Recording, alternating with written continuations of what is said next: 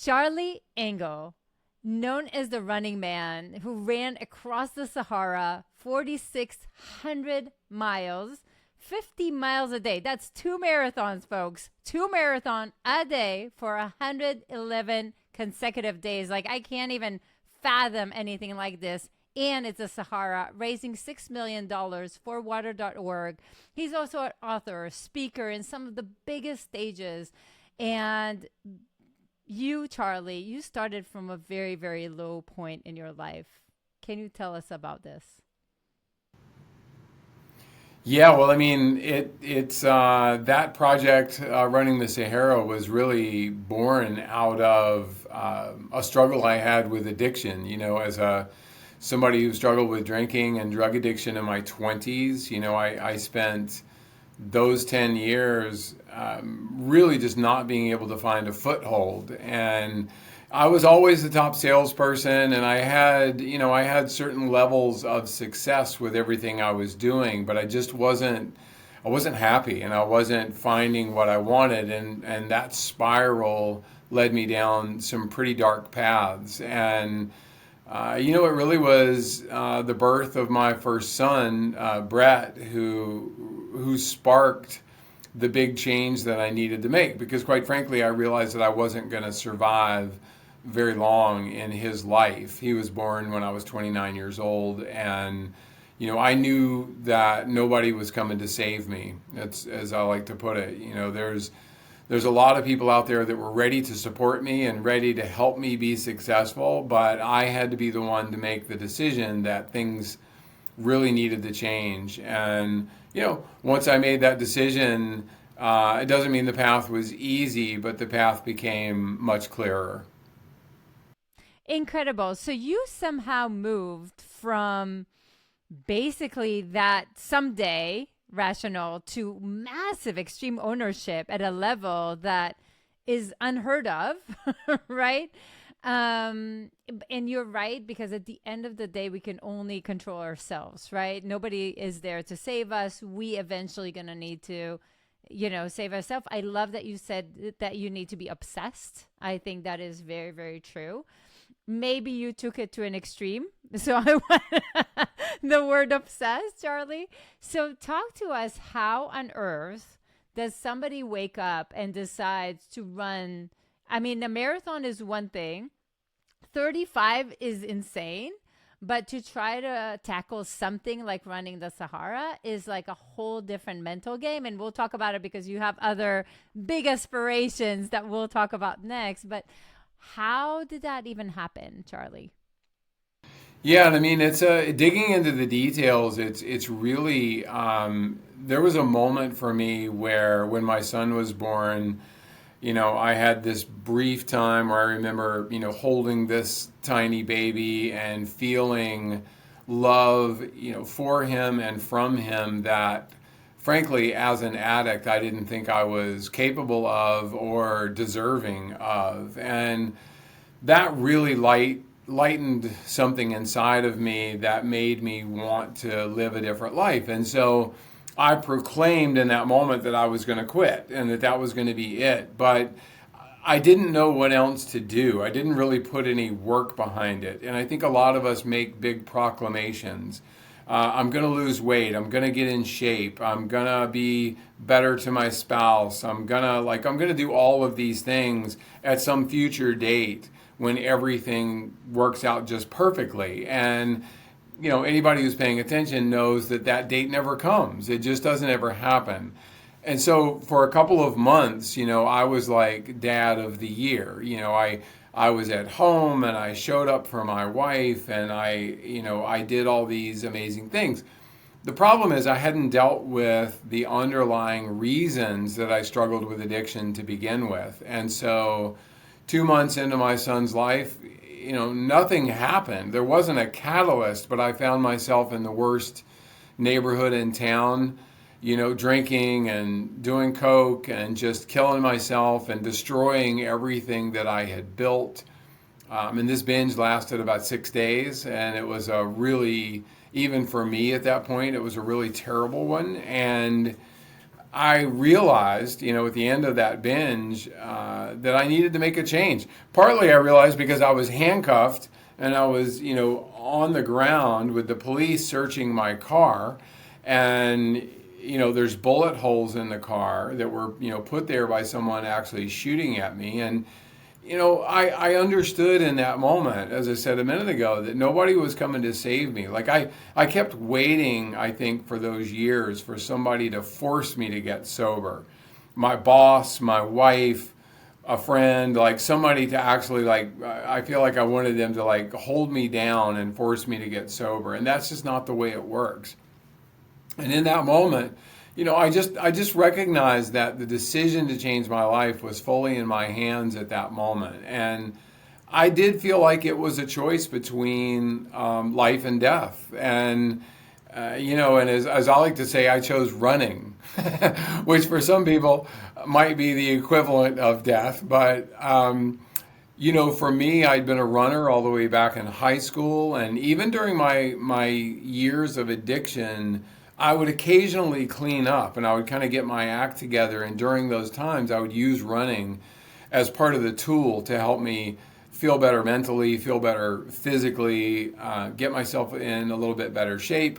Then invariably I would feel better. I would decide, oh, you're fine. There's no problem here anymore. And the cycle would just start itself all over again. But in this instance, I made a commitment on that day, that final day, which was almost 32 years ago now. And I made a commitment that I was going to go to an AA meeting every single day for 30 days. And I think this is the way things start. I didn't commit to forever. I just said for 30 days, I'm going to go to an AA meeting, and for 30 days, I'm going to run. So I did those two things every single day for 30 days. And at the end of those 30 days, my life had actually gotten better measurably. I could tell the difference. People in my life could tell the difference. So I then committed to 90 days. I said, okay, I'm going to see if I can do this for 90 days. So I kept going. And at the end of 90 days, I didn't put any time restrictions on it any longer. And before it was all done, though, I actually went 3 straight years without missing a single day. I went to a meeting every single day, and I went for a run every single day. And my life changed, completely 180 degrees. I ran over 35 marathons during that period of time. And as I joke, because I obviously had that whole addiction thing under control, clearly I was still an obsessive person. What I like to remind people of, though, is that if you're a successful person, whatever your definition of that is, fill in the blank for yourself. The only way to become successful at something is to have periods of obsession. There have to be times where the only thing that you're thinking of first thing in the morning when your eyes open is this mission that you're on. And the last thing you're thinking of at night, but when your head hits the pillow, is this mission that you're on. And it has to be that way, actually. That's the way it has to be. I'm not saying ignore your family, don't take a shower, whatever, but there needs to be times when you're just focused on the goal at the end, and balance will come at a future date. And for me, I needed those 3 years to learn how to be a father, to learn how to be a runner, to learn how to actually survive. And, in that way, I found my way to a brand new life. And that's an incredible story. And I heard you talking about it as well, in your keynotes. Tell us a little bit about that moment. There's a lot of people that are unhappy right now in their life. And unfortunately, it is a phenomenon that we see. Some of them are addicted to, drugs, drinking, just pure unhappy, whatever that is, binge watching, for hours.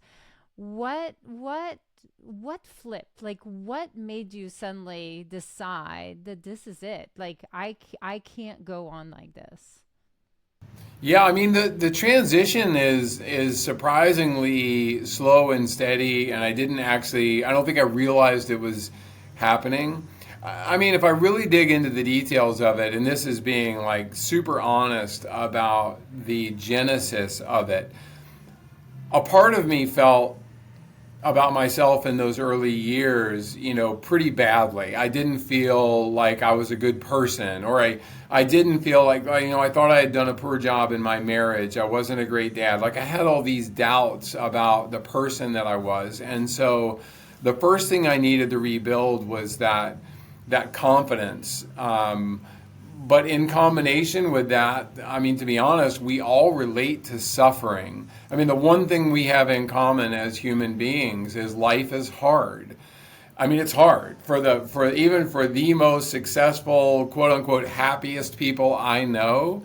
If you get them in a quiet moment with a little bit of vulnerability, they will admit that it's freaking hard, because it's hard for everybody.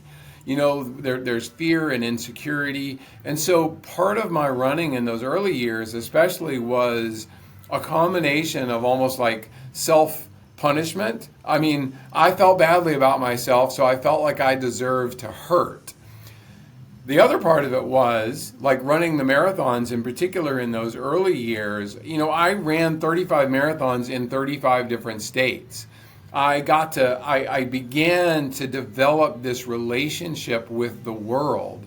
And today I can actually sit here and say to you that I've run across 40 countries in my life, like not just states, but countries. And so I've seen all of these places all around the world, every continent in slow motion, as I like to say, because when you're on foot, you become part of the landscape. You meet the people where they are. You aren't just driving past them in a car as a tourist on a bus or an airplane or something like that. Like you're at the ground level and you're really experiencing life. And so I found I just found so much inspiration in that for myself. And I wanted to share that with other people. I started running 50 milers, then I started running 100 milers, then I started entering these crazy races all around the world in Vietnam and Borneo and Tibet and Argentina and just all over the world. And these races were like multi-day races where in 10 days we would cover, 500 miles or whatever it might be. And what I found in those places in particular was beauty in harsh landscapes, real beauty in people who had absolutely nothing compared to what we consider wealth. Yet they were far and away the happiest people, I've ever known. So many countries, around the world, fall into that category. Go to Nepal. It's very potentially the poorest country on the planet, or one of the top 2 or 3. Yet I've never been treated more kindly, and I've been there several times, and like that's just by everybody. That's by just normal people on the street. And so what I fell in love with was cultural exploration. I get framed as a runner all the time, and yes, that is true, and an adventurer. But what I really care about is culture. You and I spent time together in South Africa, and we got to experience culture together in a way that I think is what we're talking about here. Like that was one of many experiences that changed me. It reminded me of my own place in the world, and I think that's the biggest mistake most people make, is they spend their time in their little bubble. And they think that they're exploring the world because they go on vacation to Cancun, or they go to, the Philippines, or they go do, that's not exploring the world. That's exploring safe little pockets of it where you're almost entirely in control all the time of the outcome and of the experience you're going to have. What I want, and what I want to encourage other people to do all the time, is to leave that bubble, and to, I don't mean to be unsafe, but to do things that really challenge you and to make you feel like, wow, I'm not sure that I'm going to be able to do this. Like there's no greater feeling than to feel like you're over your head and then you find a way through the hardship. And so that was a very long answer, but going all the way back to the beginning, the genesis of of the running for me wasn't because I love to run. I mean, running's hard. Running, can suck. I love the freedom and the way it makes me feel a lot of times, but I also hate it sometimes. I'm not, it's not like I'm bulletproof against running while the rest of the world dislikes it. I dislike it sometimes too. But I love where running takes me. That's the important part. So you actually mentioned South Africa, and it's true. Like Richard Branson, where we went together, right? Actually has a beautiful quote that I love, right? The courageous don't live forever, but the cowards don't live at all, which is kind of what you're talking about, right? But talk to us again. Most of us, when we're thinking about, oh my God, running suck, we are talking about a mile or two. You're talking about running the Sahara 111 consecutive days, which most of us will not even survive physically. Yeah. Yeah. No, it's a good story. And I will also say, not to dispute what you said, but I do believe that a lot of people do have limitations, and they do, or they think they have limitations, and they are, of course, self-imposed limitations, and very few people actually push themselves to their maximum, and not just physically, emotionally, in your relationships, mentally, in your education. And in education, I don't mean book learning. I'm talking about life. And most people stay in that safe middle ground where they occasionally blip up to try something maybe out of their comfort zone, but that's pretty rare. And I don't think I think we tend to forget that we only get one shot at this, and that saying no to things or not trying really hard things doesn't help us. It doesn't keep us safe, and in fact, it kind of does the opposite in a way. It sucks the life out of us. There should always be something on your calendar that you're looking ahead at going, oh my God, I don't know if I'm actually capable of doing that. Like if there's nothing in your life that you're questioning your ability to actually do it, you are definitely not trying hard enough. So, for me, the Sahara came about because I refused to let it go. I was in the Amazon jungle, running across a big chunk of the Amazon, doing a race with a couple hundred other people, and I was trying to win this race, and it was a 7-day stage race, kind of like the Tour de France format, where you start every day, you finish that day, then you start again the next day. And in the middle of one of those stages, at night, this guy I'd never met before, like blurts out this idea to me. And he just said, have you ever thought about running across the Sahara Desert? Because, nobody's ever done that before. And, I looked at him and I'm like, well, there's a damn good reason nobody's ever done it before. It's a terrible idea. But the fact is, I like to say words said to us by a stranger can sometimes like change the direction of your entire life. And, I couldn't stop thinking about it. It just stuck in my head. And when I got back to the US, I did some research and I found out that in fact, no one had ever run across the Sahara before. Turns out for pretty good reason.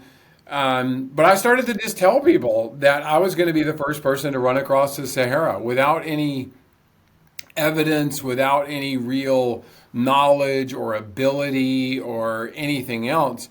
I just started telling people I was going to do this thing. And most people told me I was out of my mind and that it was impossible, and it was too hot, it was too dangerous, like you couldn't run thousands of miles across deep sand, like it was just all impossible. And I admit, and it's probably the addict part of me, every time I heard that from somebody, I didn't dispute them or argue with them, but this little internal voice was like, okay, I hear you. I hear that you think it's impossible and it's not going to be easy, but let's see what happens.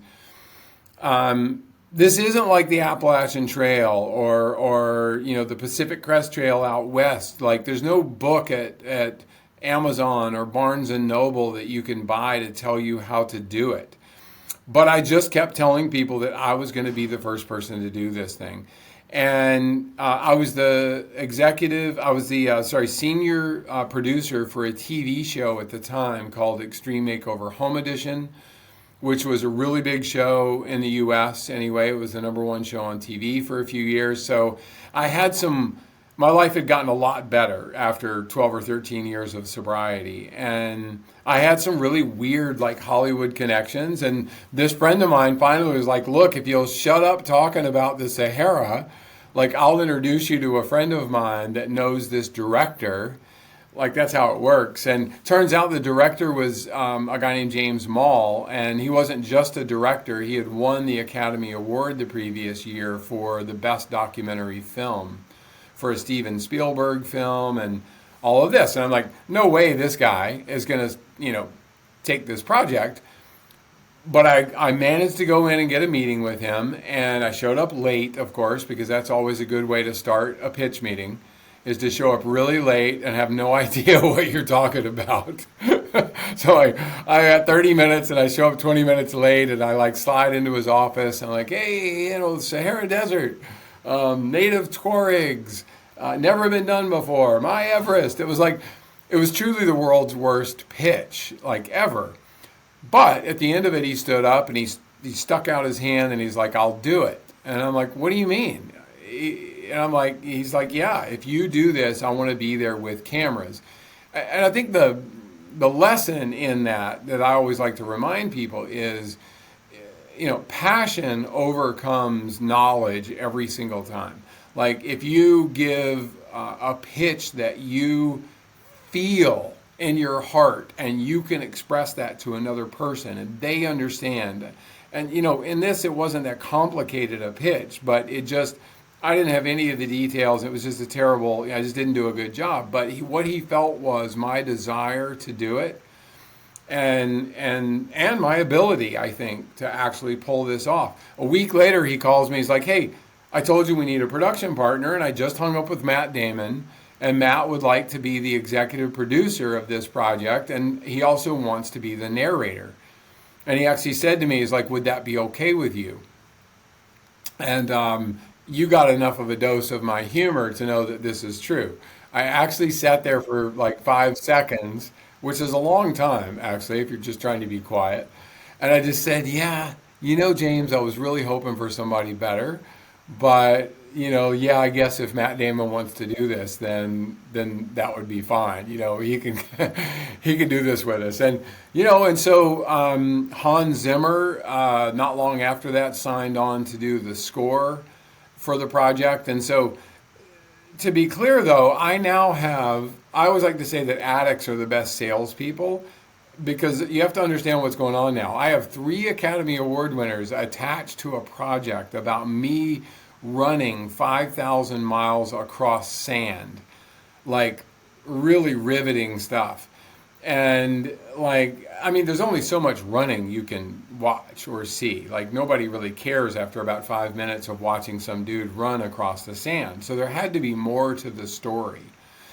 So the other piece of it became water, and a deep understanding that water, of course, as it is in much of the world, was the greatest need for the people in the Sahara Desert. And and I vowed that during this project I would raise money for clean water. And Matt Damon and I actually started something called H2O Africa.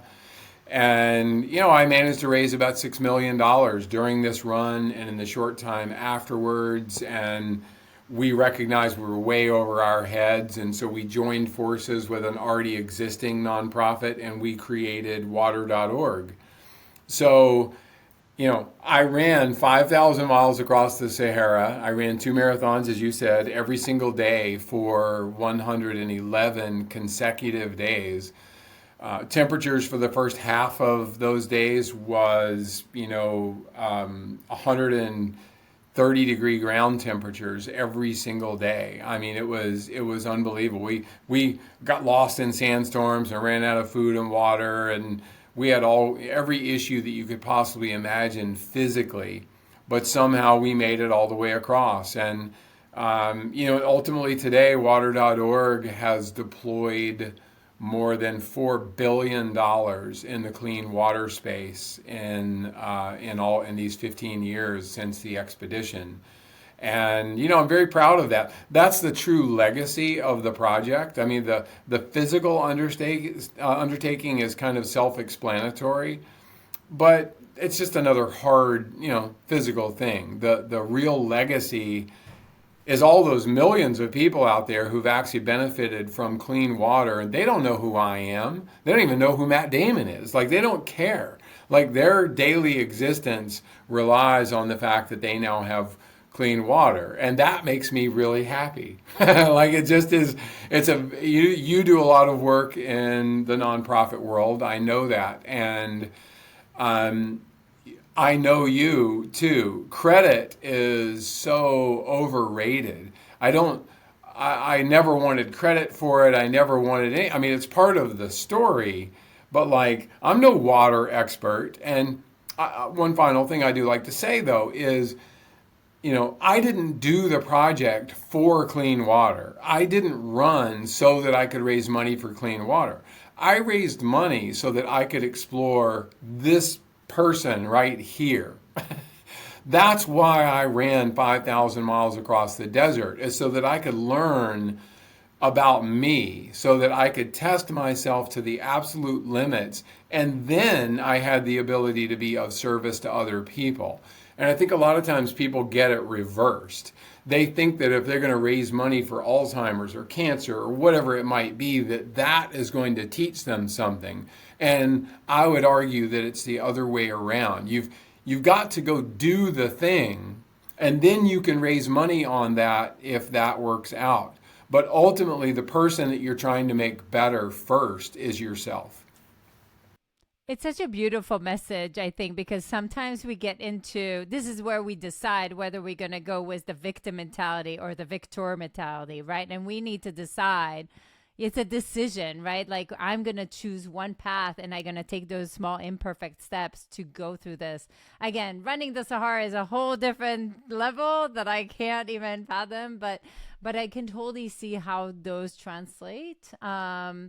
But share with us, and again, right after that, and there was a lot of that, right? But after that, you've been on some of the biggest stages in the world.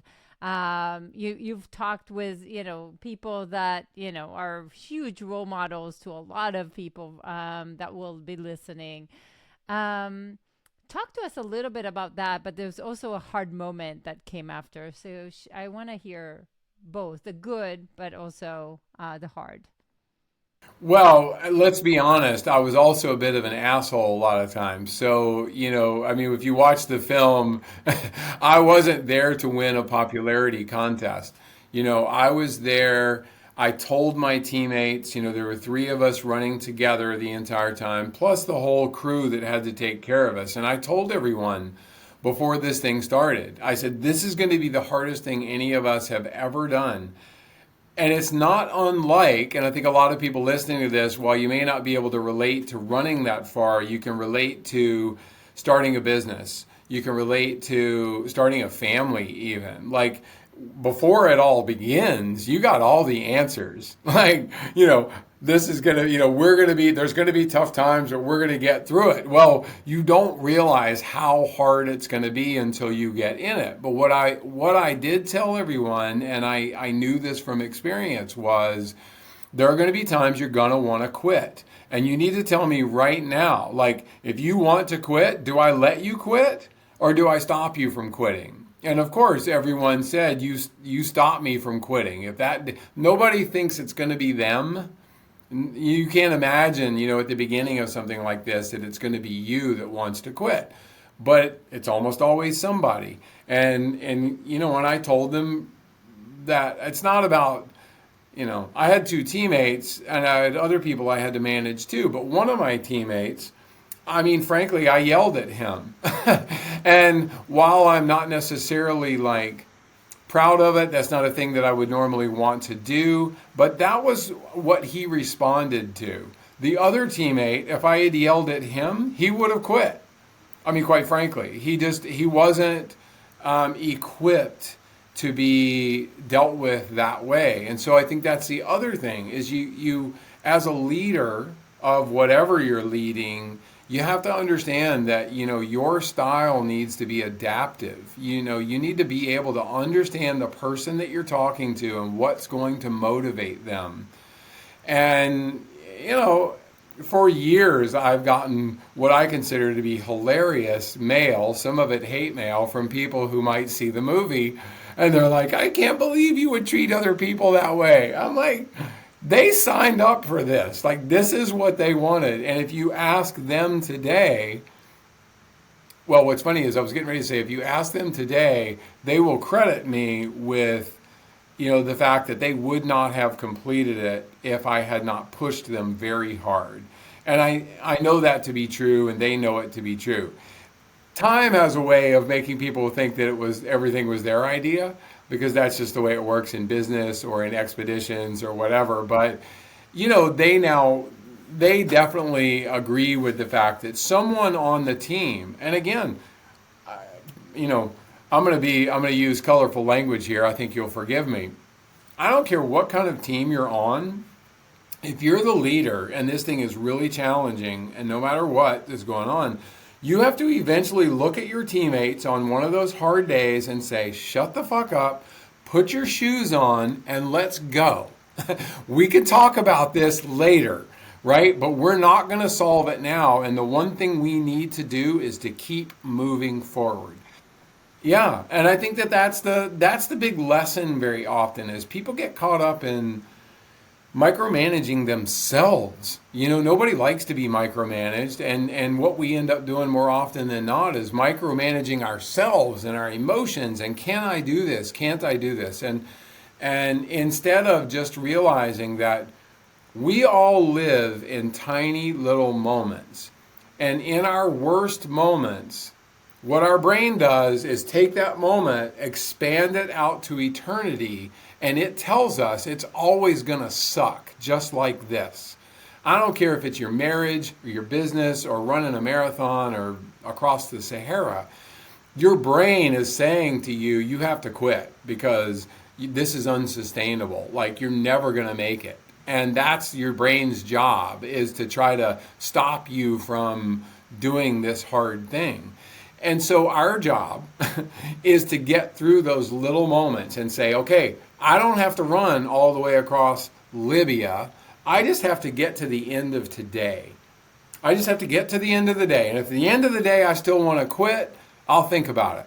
And maybe what I'll do is go to sleep instead. And if I wake up in the morning and I still want to quit, then maybe I'll think about it. But instead of proclamations, I'm going to leave my marriage, I'm going to quit my job, I'm going to stop the run, we make these emotional decisions in those moments. And I really do. I believe that life is about getting past these really hard moments that we have.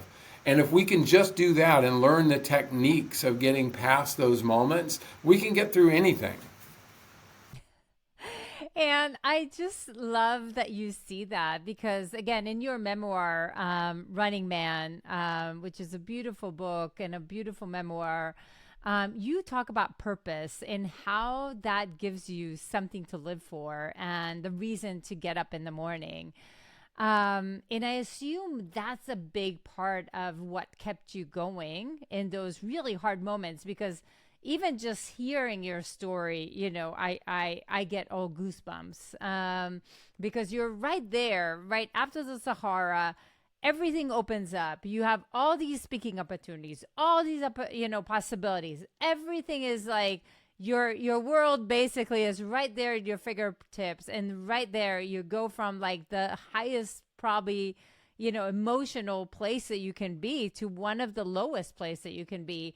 But something lets you get up in the morning, and some of it has to be that purpose or something that you live for. What is it for you, Charlie? Then and now, like, what is it? Yeah, so, wow, yeah, the Sahara is really kind of I would call it the linchpin to my life in a weird way. It's almost like everything before then was, in fact, leading up to that expedition. And I had done a lot of other hard races, hard expeditions. I'd gotten sober. I'd there were a lot of really equally important, moments. Like if I hadn't gotten sober, none of that would have ever happened, and I probably wouldn't be sitting here now. So there's a lot of those things.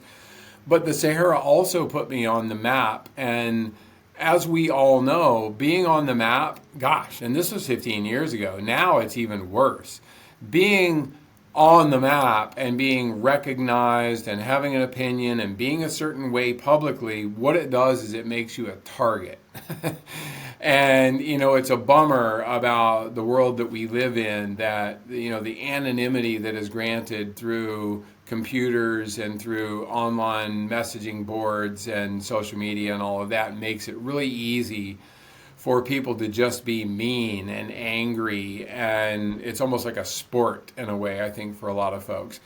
And for me, one thing it did was running the Sahara made me, I guess the saying would be, a big fish in a little pond. My hometown in North Carolina was not tiny. I mean, it's a couple 100,000 people, like whatever, but like, there was a big premiere of the film at the local theater. I was in the newspapers. I was on the local news. Like, I raised all this money for charity. I did all this. And what happened is, one single person within that world there actually targeted me, and it was an IRS agent, just to be, blunt. And he wasn't impressed by my run, and he wasn't impressed by my charity work, and instead he opened an investigation into my taxes. And that investigation led nowhere because I paid my taxes. And there's memos to that effect. But this is at a particular time. This is 2009, 2010. So we've just kind of crested out of the mortgage meltdown, the financial meltdown of the world in a way, and the administration in the U.S. That was in power was, actively looking for people to blame. And I became one of these really weird and interesting little targets that I fit a particular profile. I had enough notoriety to be interesting, but I definitely didn't have enough money to defend myself. And I became the only person in the United States, and I mean the only one at the time, to be, as a borrower, a home loan borrower, I was charged with overstating my income on a home loan application. And for that, I could get 20 years in federal prison. And I refuse, typically the federal government, the feds, they overcharge. This is a very common technique. They overcharge in an attempt to get you to take a plea deal. 97% of people who are charged with a federal crime actually take a plea deal. Like, they plead out, because the risk of whether they're guilty or not, the risk of not doing so is that you will do a lot more time in prison. And, if you're found guilty. But I didn't take a deal because I hadn't done what I was being accused of. That was my feeling. So I went to trial. And again, nobody goes to trial. Well, at trial, during trial, and this was an interesting point, my mortgage broker, just like a lot of other people have mortgage brokers, like my mortgage broker gets on the stand, and this guy had been like a pizza delivery guy 3 weeks before he, filled out the mortgage paperwork for this loan. And he admitted on the stand that he, without my knowledge, filled out a loan application and he signed my name to it. Like, that's all, on the record. So he admits this. And so I think the natural tendency would be to think, okay, game over. Like, that's done. Like, this is over. On one hand, it's true. I was found not guilty of providing false information on a loan application because I didn't. I didn't do any of that.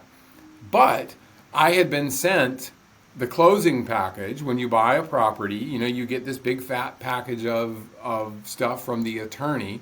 I signed where all the red sticky notes are, and I sent it back to the closing attorney. That became mail fraud because that closing package included the forged loan application, and it didn't matter that I'm not the one that filled it out. It didn't matter that I wasn't the one that signed it. technically the jury had no choice but to actually find me guilty of mail fraud. And I was sentenced to 21 months in federal prison in Beckley, West Virginia. And, and I lost $1 million in speaking gigs. I lost, I was on the board of 2 nonprofits, so I got kicked off the boards of my own nonprofits. I basically was purged from my entire life. There wasn't really anything left of the life that I had at that point. And, on Valentine's Day in 2011, my teenage boys dropped me off at the front gate of federal prison to start serving my 21-month sentence.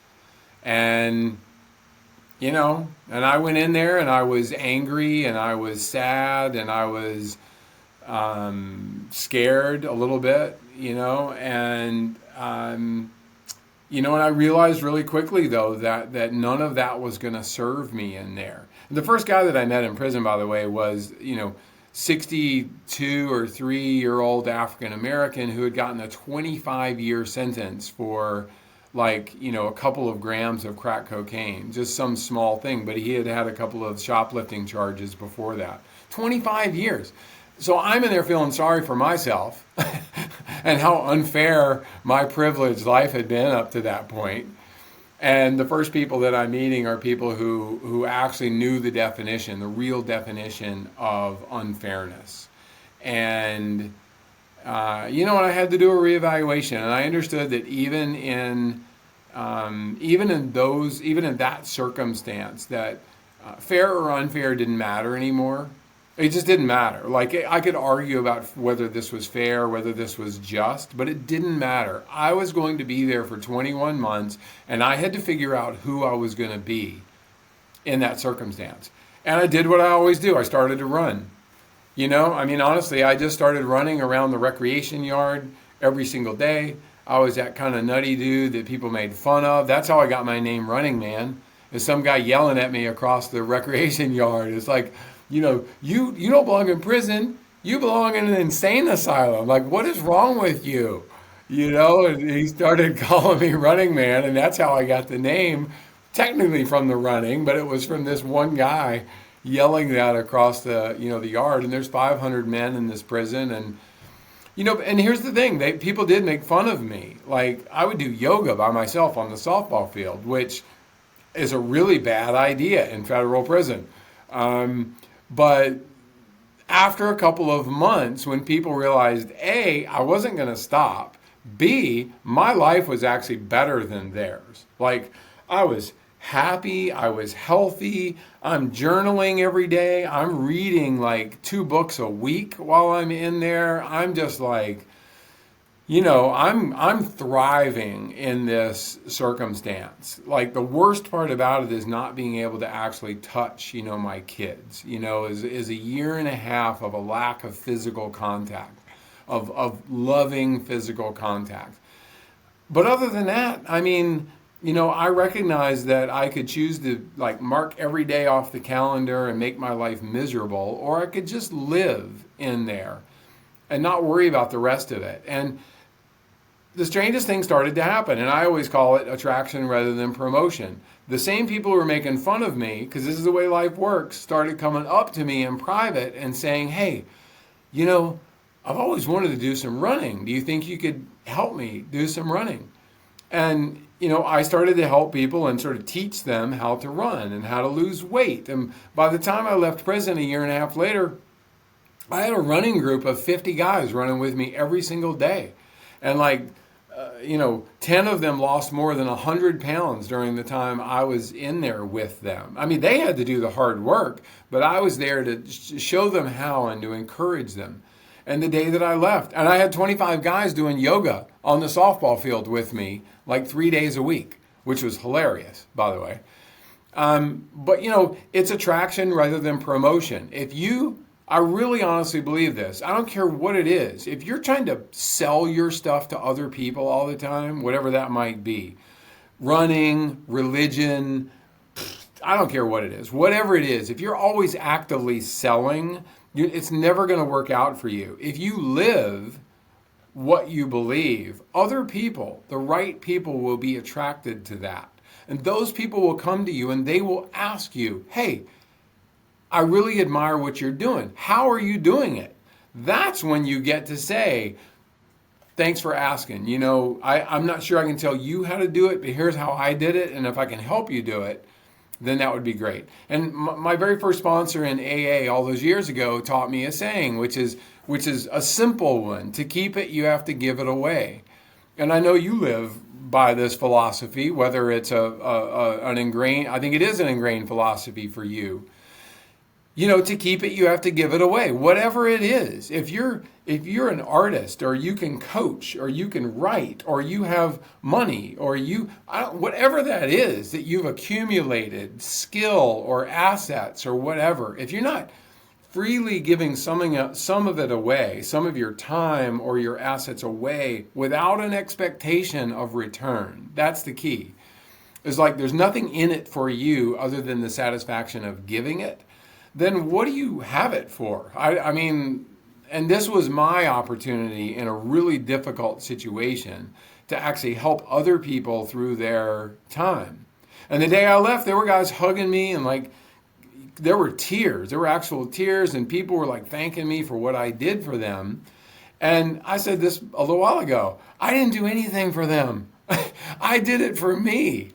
By giving to them, I selfishly took care of myself, because it allowed me to give something that I had to give. It was engaging. I felt good about myself for helping other people, and at the same time, it helped me. And and I think that's the thing that people miss a lot of times. We think that other people actually care. This is I need to be careful with this statement. So they do care about us, but we think about ourselves most of the time.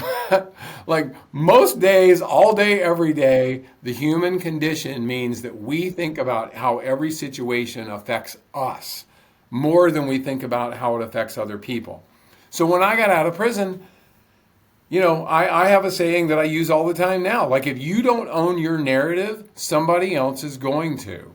And so rather than shying away from telling this story or being embarrassed about going to prison or whatever, I just owned it. And I just said, this is what happened. This is what happened. And I even want to take a quick step back. I'm getting deep into this now. You got me all fired up. I laid the groundwork. For creating a life that made me vulnerable to what happened to me. I didn't do anything illegal, but I was overextended financially, like a lot of people at that time, because, it just seemed like if you had a pulse, you could get a loan on a house. And then when everything crashed, I didn't have a safety net. And so, it wasn't illegal, but I put myself in a position of vulnerability. That was on me. So, moving forward, I'm comfortable telling people about the story and just saying, look, this is what happened to me. And I won't mention names here, but I've been hired by, probably 10 of the top financial firms in the country, to come into their companies and give my sort of talk, to tell my story, and they don't bring me in as a cautionary tale. They bring me in because the story's kind of fascinating and weird, and the fact that I'm willing to sort of tell it all. And I'll also just say, I'm 61 years old at this point. I've got a lot left to do, and the least of my worries is what somebody else thinks about me. First of all, I recognize they're not thinking about me the vast majority of the time. And when they do, it doesn't really matter what they're thinking. That's, what they think of me is not my business, as my grandmother used to tell me. But that's why we connected so well. And what you said, there's some, I think is super interesting, because we do sometimes are so good at not hearing all the good things that people say, all the people that love us, all the compliments that we get, and then we're gonna latch on to that one naysayer, or one person that hates us, or one person that put a bad review on Reddit or whatever, like just one thing, and it would just like spiral, down. And one of the things that I love in your keynotes, you talk a lot about like resilience, right? And I think resilience and vulnerability, they kind of go hand in hand to some extent. And I think the beautiful thing is the reason why we got connected so well, I think is part of that vulnerability, your honesty, how humble you are. And on the other hand, insane and incredible. And, but you say something that I think I really love. The body can endure almost anything, but it's the mind that must be trained to keep going, right? Which I think is relevant for entrepreneurship. It's true for leadership. It's true for everything we do. How do you train your mind to be so strong, Charlie? Well, thank you for the kind words too. And you just sparked this, I've said this many times, but I mean, it's easy to be optimistic when everything's going your way. But like, who are you when everything is gone? And most of us can't. I mean, hopefully it doesn't happen to anybody listening to this. But the fact of the matter is, it will. There's going to be some people, like, you don't know who you are and what you're made of until everything is gone. You can try to imagine it. You can try to, like, put yourself in that position mentally, but you can't imagine it until it happens. Sometimes it happens from tragedy. Somebody's got everything, but there's a tragic loss in the family. There's something unimaginable that happens. Sometimes it happens financially where, everything is lost, at one time. And, and for me, it really created this almost an opposite effect. And I don't know, it's hard for me to actually explain it. But the best way I could explain it is what it did was create fertile ground. It's like it chopped down every single tree in my world and ground down the stumps, and it just took away everything. But it also created this incredibly fertile ground to start over with. And that's what I did. I just started over, and I started telling my story when I was asked to. I got hired to a lot of times, which was great. Sometimes early on, some of that was just by friends who I think probably felt sorry for me. They're like, "Hey, come talk to my company. I'll pay you 10 grand." And like, it was great. It was great. It sort of kept me afloat, and it allowed me to begin really developing this idea of, and what I'd like to frame it as, Ilana, is vulnerability. Because I think the thing that's missing so often in this very highly charged competitive world that we live in is that people are afraid to be vulnerable. Like, even if you're the boss, they're afraid to like say that they don't have all the answers, or they've made some mistakes, or they don't know if they can do it, or whatever that might be. And that, what I learned through this process is the more often I'm vulnerable and that I share the hard stuff and the things that I'm scared about or worried about, the more it invites other people to do the same. Then you're having a real conversation with someone. Like, that's what actually drives me. I was that guy for a long time that if I went to a party with 10 people and 9 of those people in that room, we're all in a room together, 9 of those people love me. They love me, they're my friend. Like, I know it, but one person really just doesn't like me, maybe even hates me, right? For whatever reason. Who do I end up spending my time focused on?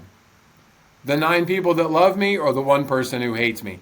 I spent all my time trying to get the one person who doesn't like me to like me. You know what? You're not going to be friends with everybody. I am not everybody's cup of tea, and other people aren't, they're not all my cup of tea. So my life these days is about finding those people that I bond with, those people that I relate to, that we have similar goals. Not necessarily that we agree on everything, because I don't like that either.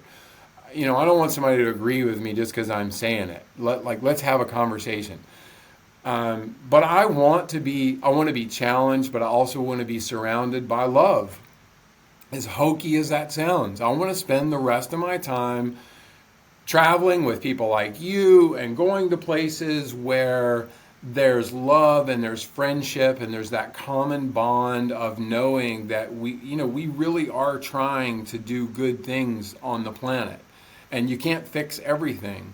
But if you can just focus on what's right in front of you, treat that person, whoever it is, the person waiting on you at the table or behind the cash register at the Quick Mart, or your financial advisor, your therapist, whoever it is, like whether they're on high on the hierarchy or way down here, like they're all just the same. I mean, that is truly, I don't even have to, I don't think you do either. I don't have to think about it.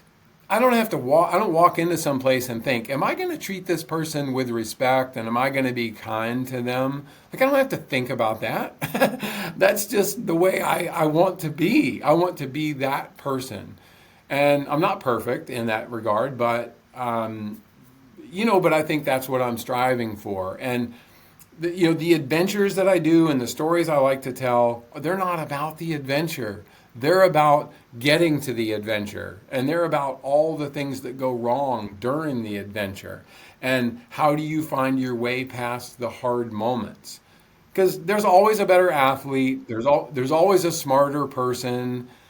Okay, let's be real, there's nobody funnier than me, but other than that, like, just kidding. I'm sure there's a lot of people funnier than me, but no, but I mean, I think it's just about trying to be a decent human being and not making it so freaking complicated. And I love that because, again, you built some certainty in the uncertainty, which I think is a big portion of what's needed in leadership and entrepreneurship. And you're right also that confidence, clarity, all of these come from action, not just thinking about it, dreaming about it, procrastinating.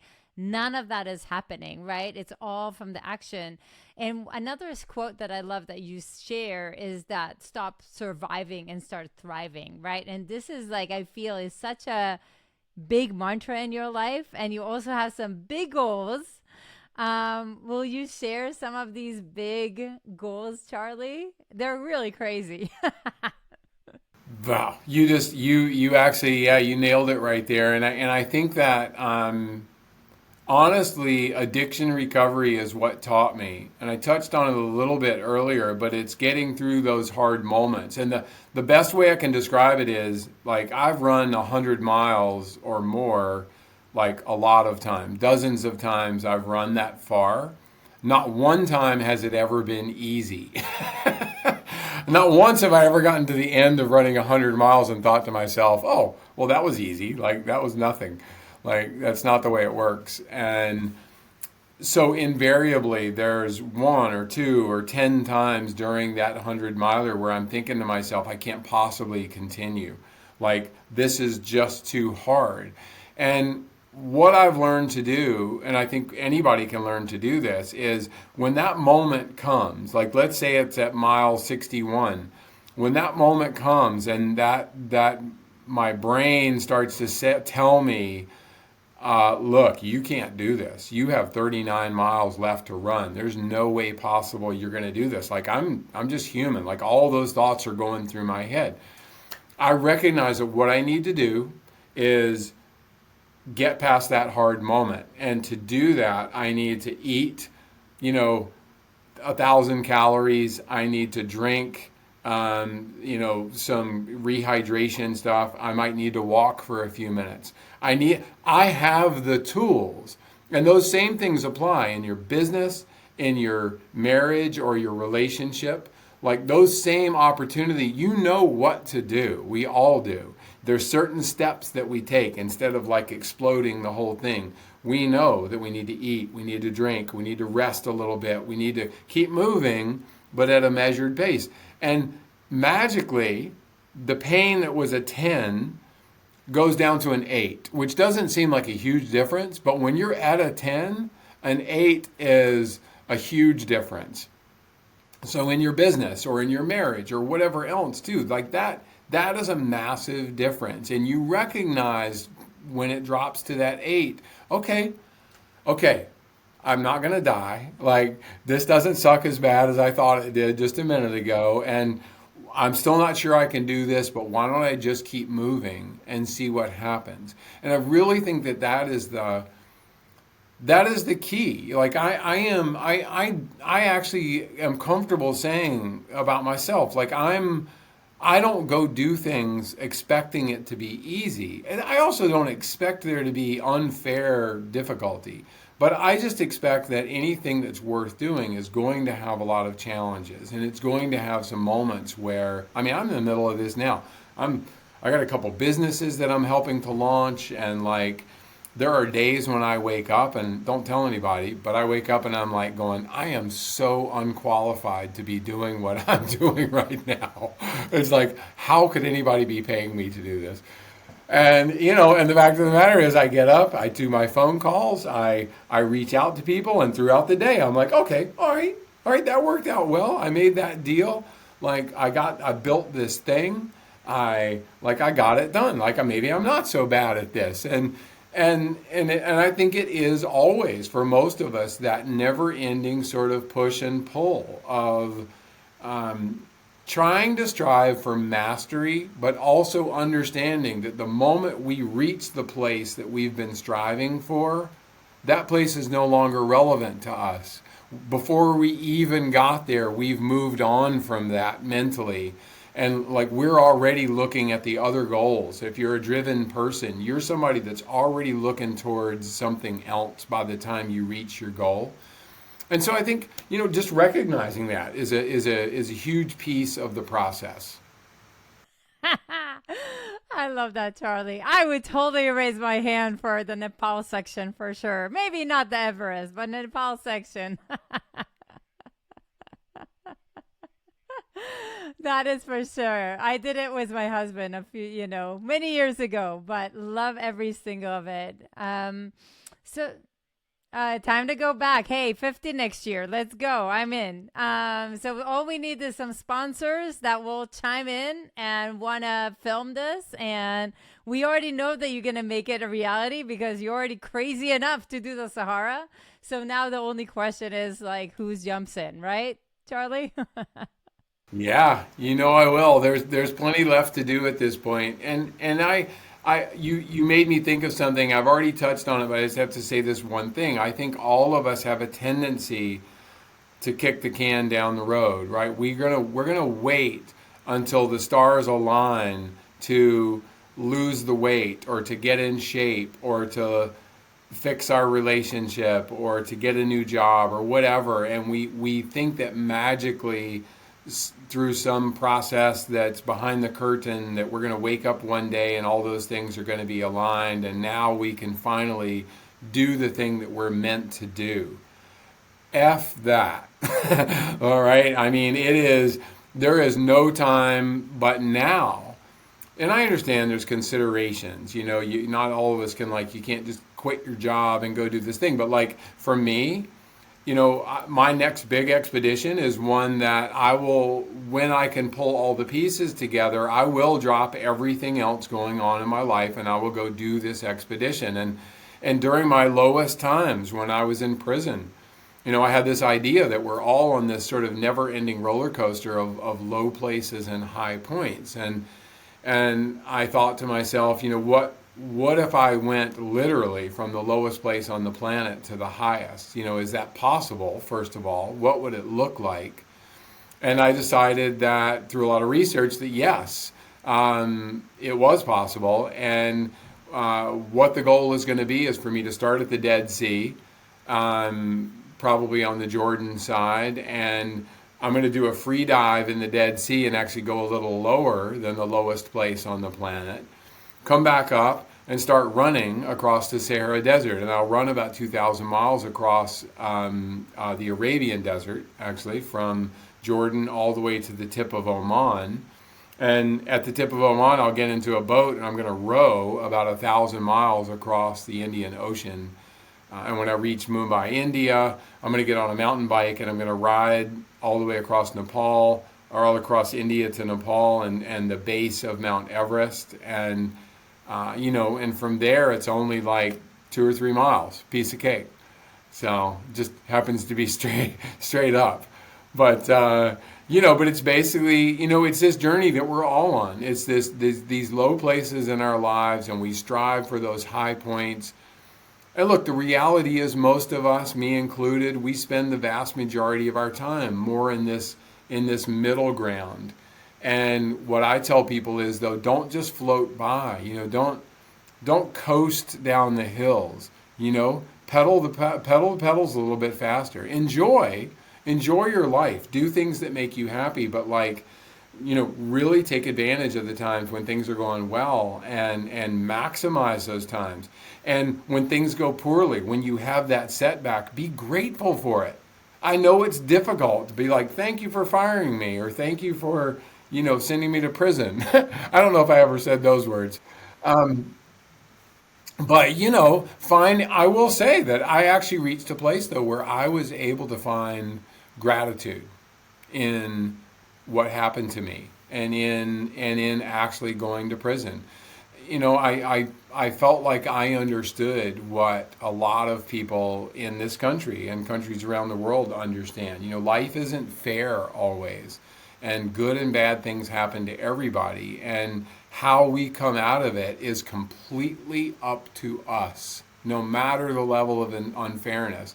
So I want this Dead Sea to Mount Everest expedition to be something that people can follow and that they can relate to. And, if you reach out to me at some point, once I announce the timing of the trip, you're welcome to come along on part of it. And I think that there's a real opportunity for us to come together. Look, everybody always says that, we need to do better as a world, to be kinder and all of that. And I don't know. I don't see an end to the meanness these days, and I'm not sure that it can end until something sort of catastrophic happens. But I know that as my responsibility every day is to try to be kind to other people, to speak to them, to offer what I have to give, if I have an opportunity to give it, and to invite people to come along on this crazy. We're all on a crazy journey. The level of craziness is up to you. You you already have. You're coming. You're going to Everest Base Camp for sure. Yeah, I mean, and I have production partners, and I have, certainly part of the process is actively looking for support and for sponsors. And, typically, just like it did for the Sahara, that came through a combination of some big sponsor partners, and, a few angels who loved what we were doing. And some of them even came along for small portions of the Sahara. And, it's cool. People want to go out and have extreme experiences. And I think that's a lot of fun. And I think the more people that hear about it and can participate, the better. Incredible. Incredible, Charlie. So I get all excited. I think the listeners will too. Maybe we always finish the podcast with one advice to your younger self. So if you go back in time, what do you wish somebody would have told you at kind of a time when you needed it the most? Whew. Okay. I do what I always do. I'm just gonna say what popped into my head. Yeah, that's what you're gonna do. Let's go. Don't think. I try not to think too hard about that.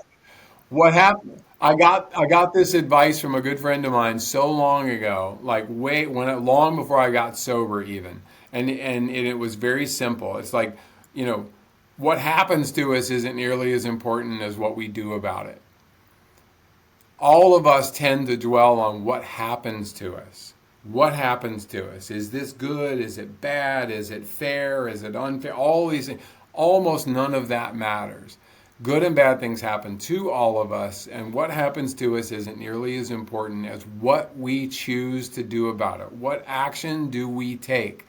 Big actions, small actions, like what is it we're going to do about this thing that doesn't necessarily remedy it right away or make it go away overnight, but like how do we respond? I mean, I think that's it. It's adaptation. That's what matters in our lives, is adapting to the changing circumstances. And if you can't do that, I mean, if you try to bend the world to your will always, you're probably going to be fairly unhappy. That's just a guess.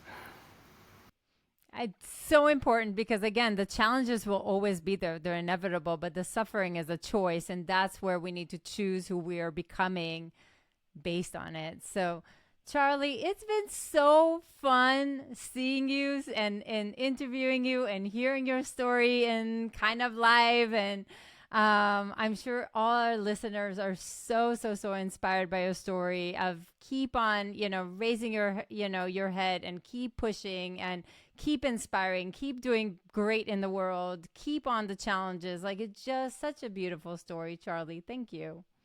It was really a pleasure. This is the best conversation I've had in a long time. So thanks for having me and letting me say a lot of really long run-on sentences. So it was fun. I enjoyed it. So good.